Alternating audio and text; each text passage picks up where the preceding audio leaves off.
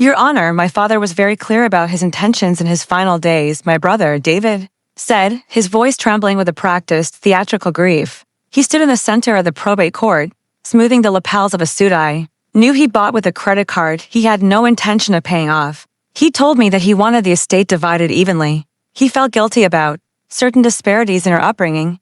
He wanted to make it right. David's lawyer, a slick man with a smile that didn't reach his eyes, nodded solemnly. They were putting on a clinic to an outsider. David looked like the grieving prodigal son finally coming home to honor his father's last wishes. To me, he looked like a vulture circling a carcass he hadn't helped hunt.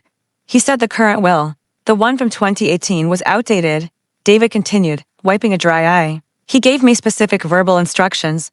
He wanted me to have the house. He said it was the only way to keep the family together. I sat at the defendant's table, my hands clasped tightly in front of me. I felt the heat rising in my neck, a physical manifestation of the rage boiling in my gut. He wasn't just lying. He was rewriting history in a room that smelled of floor wax and judgment. My lawyer, Ms. Vance, touched my arm gently under the table.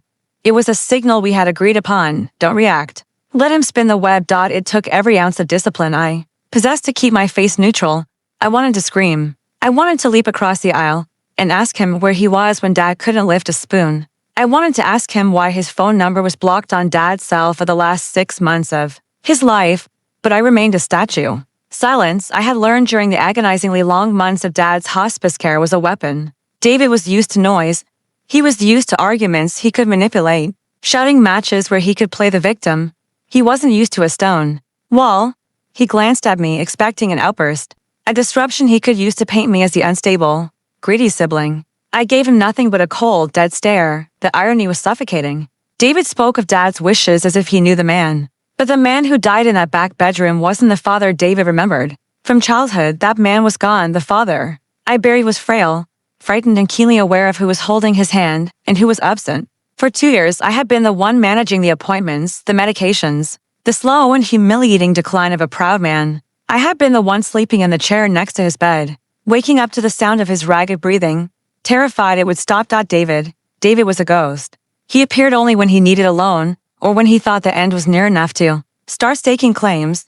He had visited exactly once in the last year, staying for 20 minutes before complaining about the smell of antiseptic, and leaving for a business meeting that I knew was a poker game. Now, here he was, claiming to be the confidant of a dying man. And do you have proof of these verbal instructions? The judge asked, peering over her spectacles. She was a stern woman, Judge Holloway, known for her low tolerance for theatrics. I do, Your Honor, David said, pulling a crumpled piece of notebook paper from his pocket.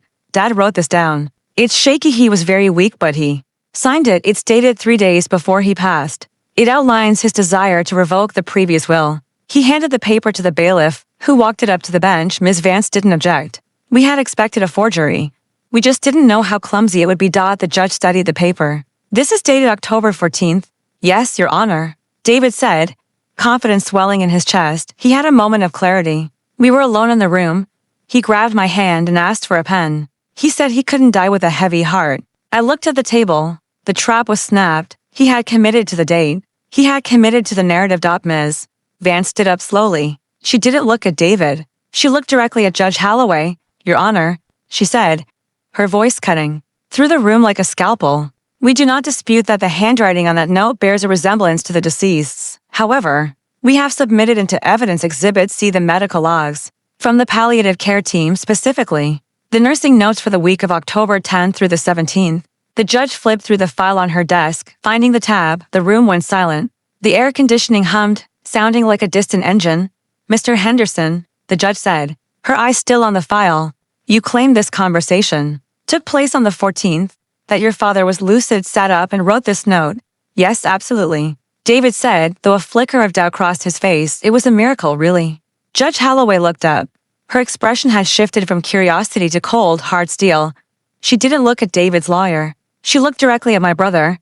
Mr. Henderson, she said, her voice dropping an octave. Are you aware that according to the attending physician's sworn affidavit and these charts, your father slipped into a hepatic coma on the afternoon of October 12th? David froze, his mouth opened, but no sound came out. The judge continued, relentless. Furthermore, are you aware that due to severe edema, his hands were restrained with medicaments to prevent him from pulling out his IV starting on the 13th, he physically could not hold a pen, let alone write a paragraph on the 14th. So I will ask you one thing. Who actually wrote this note? The silence that followed was heavy, crushing. David's lawyer began to gather his papers, physically distancing himself from his client. David stammered, his face turning a blotchy red. I might have the dates mixed up. Maybe it was a week before. The date is written on the paper, Mr. Henderson, the judge snapped. And you just swore under oath that you watched him write it. The gavel didn't bang. It cracked like a gunshot. The fraudulent note was dismissed, the original to 018. Will stood. David was not only stripped of his claim, but was now facing a very serious conversation about perjury and fraud. I didn't smile. I didn't cheer. I simply stood up, buttoned my jacket, and looked at my brother one last time. He was slumped in his chair, head in his hands. The golden child facade shattered on the floor of the courtroom. I walked out of the double doors, into the bright hallway. I had defended Dad's legacy, not just his money, but the truth of his final days. David wanted to steal the end of the story, to make himself the hero. I made sure the record showed exactly who was there when the lights went out. I walked to the parking lot, got into my car, and finally, for the first time in months, I exhaled.